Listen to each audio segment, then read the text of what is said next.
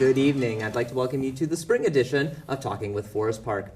I'm very fortunate to have here at the roundtable, as always, City Manager Ray Hodges. Ray, glad you could join us this evening. Thank you. Very glad to be here. As always, you always like to bring a special guest with us, and today is no exception. Of course, we have brought... Yes, we brought Chris Anderson. He's our Community Development Director officially, but he really wears a lot of hats. He has a lot of expertise in the planning, community development, redevelopment areas. So we're very glad to have Chris with us again. Great. Glad you could be here, Chris. Of course, don on one of those hats because we've got a few things to discuss, and one being a really interesting cooperative that you're venturing into with the city and Habitat for Humanity. Yeah, that's right, Jason. Actually, we started talking to Habitat for Humanity about 6 months ago.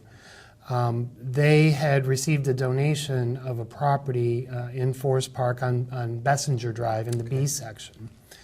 And were looking at what to do with that house. They after their investigation, found that the house, which was a foreclosure, had a lot of issues, structural issues and mold issues. And they typically do one of two things. They either renovate a house or they will build a new house. And their assessment of that was that they needed to demolish the house and build a new house. So we started talking to them about that. They approached us because we have some federal grant funds for demolition of derelict properties. Okay. Typically, you have to be in an ownership situation like this. While our opportunities to use that money are limited, this was one of the ones that could fit. And in further talking to them, we, the city, also had a vacant lot just a few doors down that was the result of a house fire about 7 years ago. And that house was torn down. The bank took it over. The bank donated it to the city. Okay. So we had held on to that lot, although we weren't making any use of it. We're mowing the grass and More pretty green much space than anything. right, but holding it for future redevelopment. Sure. And then we also had a similar property on Framingham Drive in the F section. Again, it was that one was a tax foreclosure, and there was a fire in that house, and so that was demolished using that same grant fund. So this all sort of fit together. Habitat approached us and said that we would like to do all three properties because it's beneficial to them to be able to do their projects in a relatively small geographical area. That way they can have, what they do is they use a lot of volunteer labor. Exactly. So they may have a framing crew or plumber, that kind of thing, be able to go from house to house to house. And so we were interested, but we wanted to make sure that this was actually going to be a good fit for those neighborhoods, for Forest Park overall. So the city manager and I and the mayor, one of our council members, we took a tour of one of their properties that was just being finished, and that was in the city. I think in the Roselawn neighborhood. Okay. And we're generally pleased with the results, although there were still some things that we wanted to have a little different. Typically, Habitat for Humanity will not build a garage with a house. Interesting. Yeah, and they're trying to keep costs down. Okay, that's fair. But everyone in Forest Park has a garage garage. or a carport. And so we got them to do it with attached garages. And is that typical to be able to ask of Habitat for Humanity? Obviously, they must comply to the city's standards and the like, and fitting it into where they need. So, is this something typical, or are you aware of that being a typical request? It's not unprecedented. Okay. There is give and take. Sure. With that. I think if they were aware of just how much they could do and still make this an affordable property for one of their clients. So we were not necessarily asking for anything extraordinary No. on this. We're not asking for a solarium or an Or, observatory yeah, or right, anything yeah, odd. or a pool. Yeah. But we did want the attached garage. We wanted a brick front because a lot of their houses have siding only, but these neighborhoods have a lot of brick in them, and wanted to make sure that they fit in with the neighborhood. Sure. And so their development specialist, who is an architect, I think.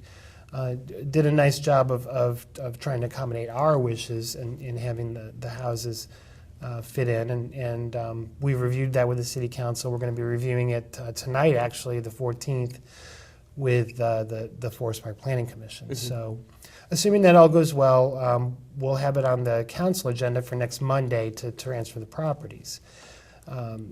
We're pretty excited about this because while it's a really good thing to eliminate the nuisance of a burned out house, and particularly the one house, or really both houses, were the result of arson. Oh, see. We had no hope that they would be fixed. Sure. So, And they probably leave a bad stigma of that portion of the area. well, And there's just no question. It has to be taken care of one Yeah. way or the other. So, the obvious solution there was to demolish the properties, but in a vacant lot is okay. But what you'd really rather have is to return that property to productive use. You have got a row of houses all the way down the street, to not have a gap in that. Exactly. And really just, we call it infill development, and fill in the space. Space. So, So we're looking at a possibility of 3 Habitat homes coming in. right, that is the plan.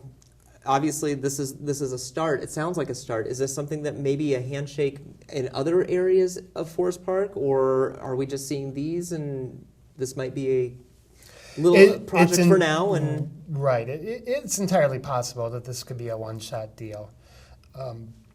Habitat for Humanity operates throughout Greater Cincinnati, beyond Hamilton County. So there's certainly plenty of communities that they could be building in, and I don't think that they want to be necessarily in one area all Sure. the time. But certainly, I think if provided that everyone's happy with the arrangement, I could see that we could replicate this at some point in the future if we have another suitable property. And I think you should add to the fact that there is some benefit in the Habitat for Humanity working with the city, because our lots are good lots. Sure. It's a Right. tough housing market right now, Absolutely. but nevertheless, they're good lots. You might Oh, comment sure, on that. yeah. Right, well, not only, is all the infrastructure there, but this is a more upscale community than you usually find them in, although they have been in other suburban communities. So that, I think, is going to be attractive to whichever family they end up working with to go into the house, to be in Forest Park. And it really, I think, we see that it's a good deal for them as well as for the city. And will you be able to meet the family that's coming in, or does Habitat already have the family that is already planning to go there? Obviously, we still need some things by City Council, but once that does seem to go through, I'm not certain, but I believe that the family gets involved as well. They do. They need to put their own sweat equity labor into the house. I think it can work different ways, and don't want to speak too much for them and how they work with clients. But Sure. I do know that there's a minimum number of hours that they need to put in. I think that can happen on other projects as well as their own house. So someone, say a family, could sort of pre-qualify themselves by working on different job Okay. sites. But I'm sure they encourage them to work on their own house. Well, it sounds like the neighborhood's getting a little bit bigger in Forest Park, which is a wonderful thing. A little bigger, a little newer, Sure. with the housing coming on. Right. And the thing with Habitat that we found attractive is, as Chris referenced, there's an investment for the family coming in. And we think that's going to be good for the neighborhood. We think that's going to be good for the community. Chris, these fall under a category, I guess, of affordable housing or something along that line? Right, right.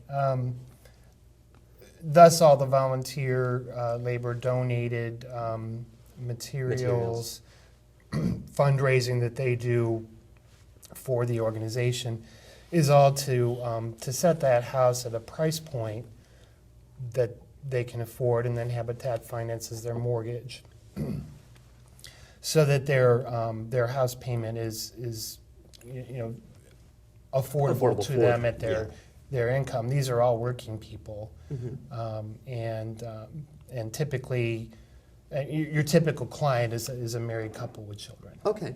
And So. this is obviously the first project with the Habitat. Obviously, the time was right to do this project. Has the city ever thought of doing something similar to this, or was this one of those right place, right time kind of projects? I think it was more of a right time, right place type of project, and a lot of credit to Chris for working on this, because our initial thinking is we're probably not that interested in it from an administration standpoint.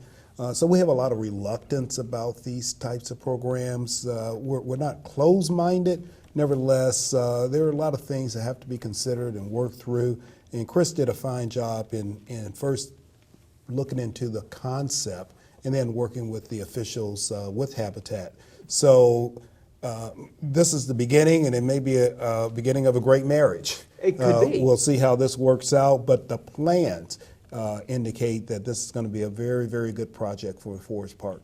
Well, looking forward to seeing that. Well, obviously, you said that a little bit of going ahead on the 14th to count the Planning Commission. Right.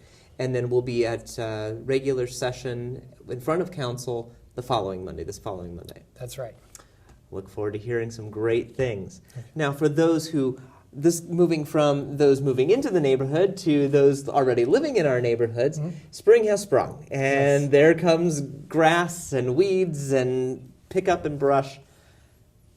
But to some people, Right. it's a chore. Others in the city, it could become a nuisance. And we'd like to avoid a little bit of that if at all possible. Sure. What's the best way for people to get out of that trap so that they're not considered a nuisance home? Well, the main thing, I mean, right now, we've got grass growing, and quite rapidly. The city ordinance requires that it not exceed 7 inches. That can happen relatively quickly. Grass can grow sure. right at this time of year up to 7 inches, I'd say, within about 10 days to 2 weeks. So where someone could get by, say, with a biweekly mowing in July or August, when it's not growing so fast, it doesn't really work so well right now. So Right. that's the main thing, is to stay on top of that. We have had a number of notices, and I didn't unfortunately bring the exact number, but it's in the hundreds, that have been sent out to properties. The other thing that we do on the city side is for houses that may be vacant or in some process of foreclosure. Sometimes they end up in a little bit of legal limbo because the owner is gone, but the bank has actually not taken any title to the property.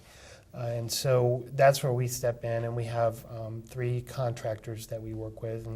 And if we notice that the house is vacant and the grass is growing, we have a notice process for that, and to make sure that everything is done according to procedure, and that's important for something I'll just tell you in a second.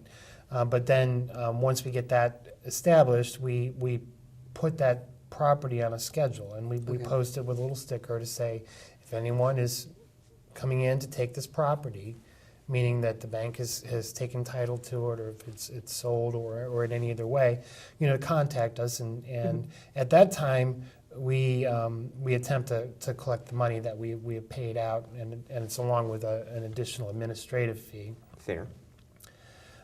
If it goes beyond that, to the end of the season, and we have not collected that money, then we place a lien on the property, so that when the property transfers, and it's 99% of property transfers bring those liens up to current. Okay. So we end up getting that money back eventually. And It's not as if you'll never see it. 'Cause it's a not lot as of if we'll people- never see it, but we had a lien just this past January that they came in, and it was from back in 2009, for Wow. example. So it does come back eventually, but we do make sure to take the steps to recover that cost. And So- you should probably mention there are additional fees also Right, going through that right. process. No, So it's not- not an inexpensive way to maintain your property. No, exactly. don't. And it's extremely rare that we would ever do that with an occupied property. Sure.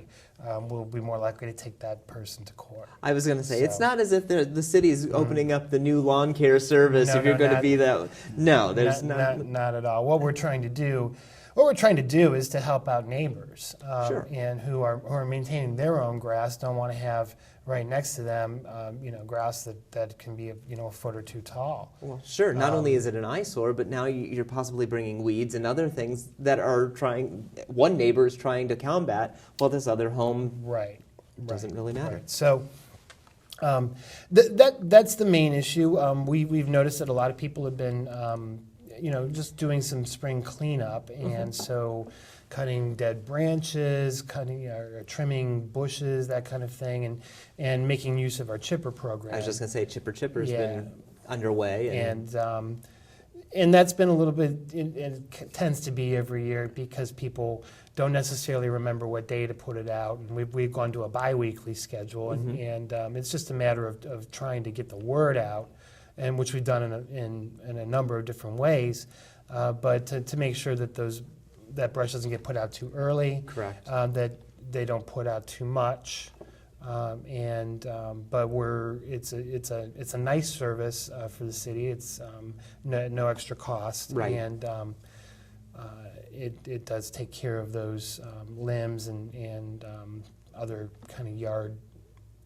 I hesitate to call it yard waste, but limbs and branches and things like that. Right would have your head if you said it was waste. Right, But right. no, And, we would encourage people to compost and do that kind of thing as Sure. well.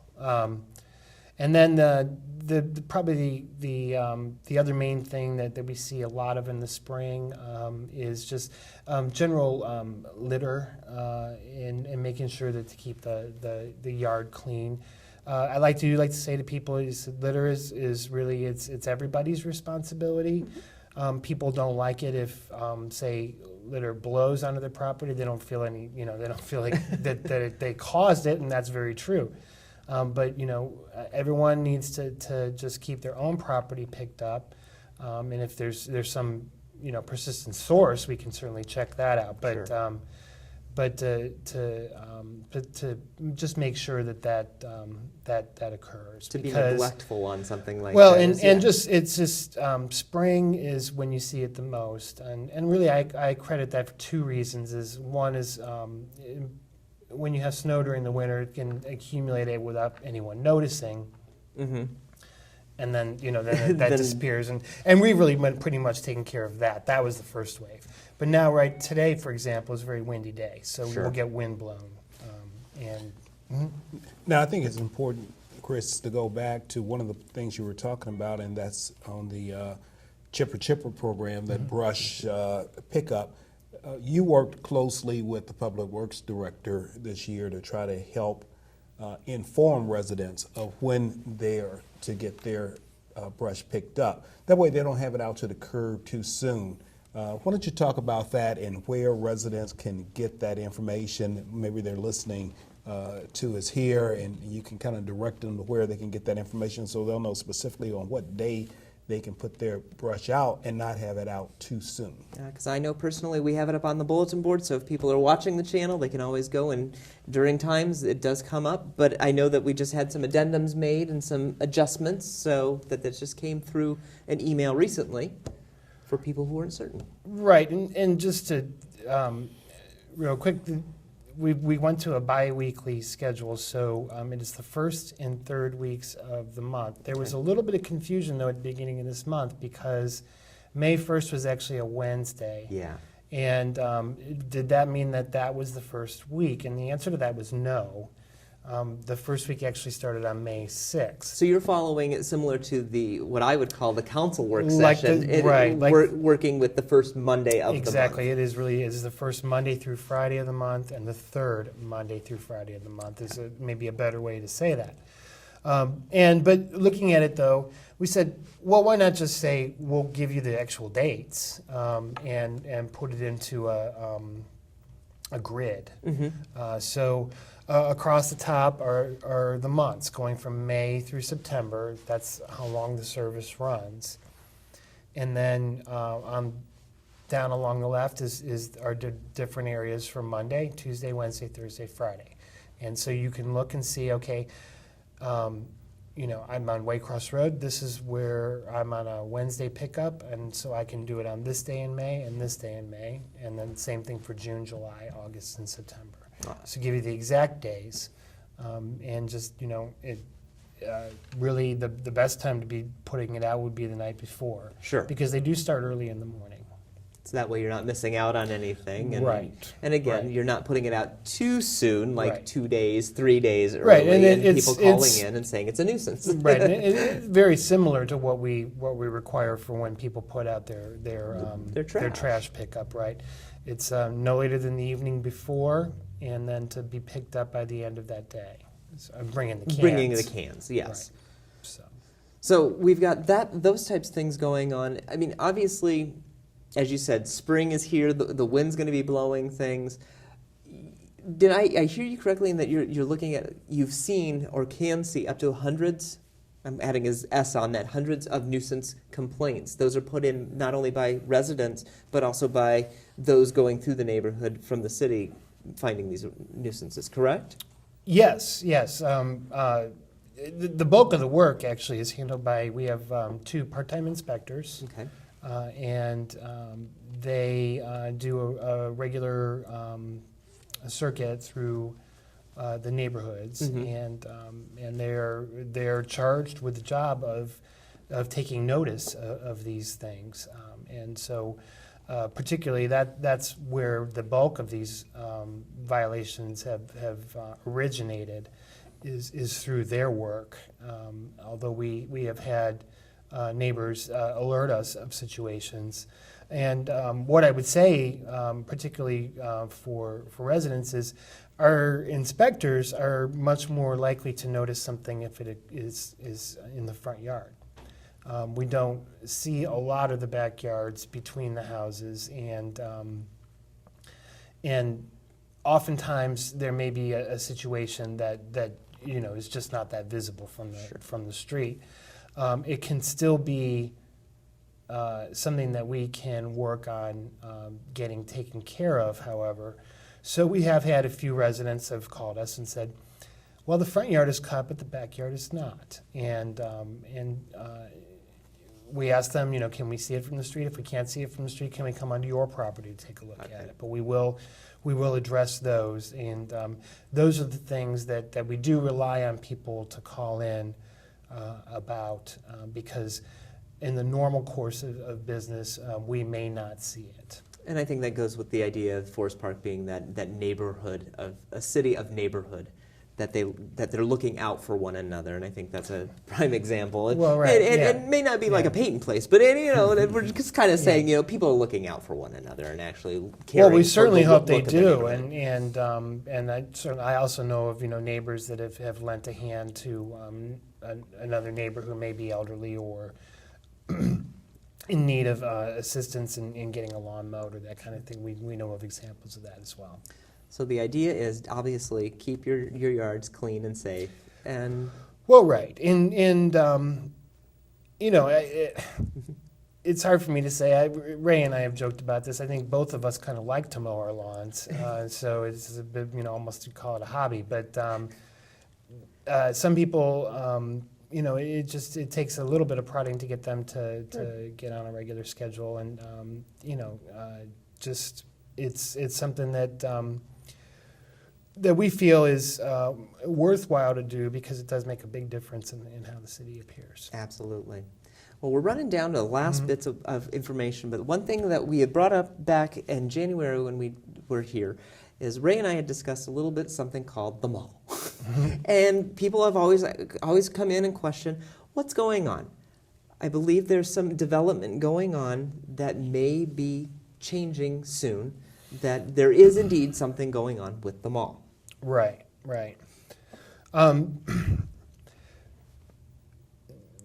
The mall had a sort of redevelopment plan to try to reposition the mall. They didn't have a lot of prospects for large retail anchor tenants, and so they were looking beyond the retail in ways to generate activity at the mall. And so there is a group that wants to build a hockey and volleyball center. It's supposed to be named Cincinnati Sports Zone. It would have 3 sheets of ice and some spectator area. They were looking to have agreements with schools and universities to provide practice time, bring that activity. Indoor volleyball is very popular right now. They wanted to have some volleyball courts. And so we reviewed a plan actually about a year ago to have them renovate the Biggs space, which actually is the largest anchor space in the mall by square footage. So really would take up a significant chunk of the mall, the mall space. That plan got hung up a little bit on financing and probably more than we really want to get into, but there was a delay in that, but they have worked through those issues. Good. And now the city is going to be, basically the city council is going to be voting on a plan that would allow them to prepay some assessments in order so that property can be transferred to the sports zone. The Biggs actually sits on its own parcel. Okay. And then they can use that in order to do their own renovations on that space. It's really quite a capital investment. It's about $7 million that they will be putting into that. But one thing that we learned when in talking to them is they'd actually looked at a couple of different properties. These are the hockey people. Sure. And they determined that right there at Winton and I-275 was the very best spot in all of the Cincinnati tri-state area for them to be with regard to who their customers are. And so you have easy access to the interstate. We could probably list all the things that they were probably looking at. But from the city standpoint, I think we're excited not only to see something happening there, but some possible future involvement that could bring some great things to the city. Well, certainly. And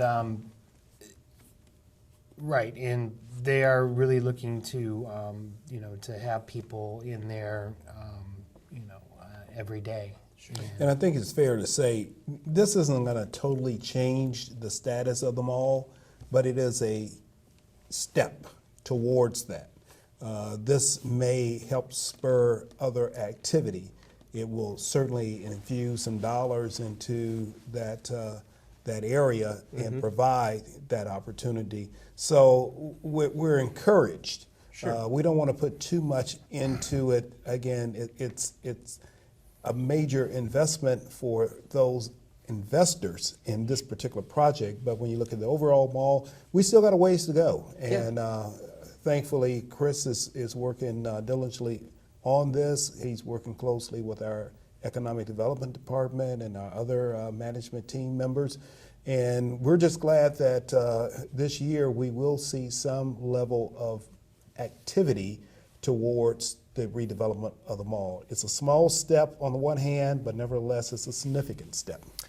Right, and that redevelopment plan had about a half a dozen different things in it, including a suites hotel.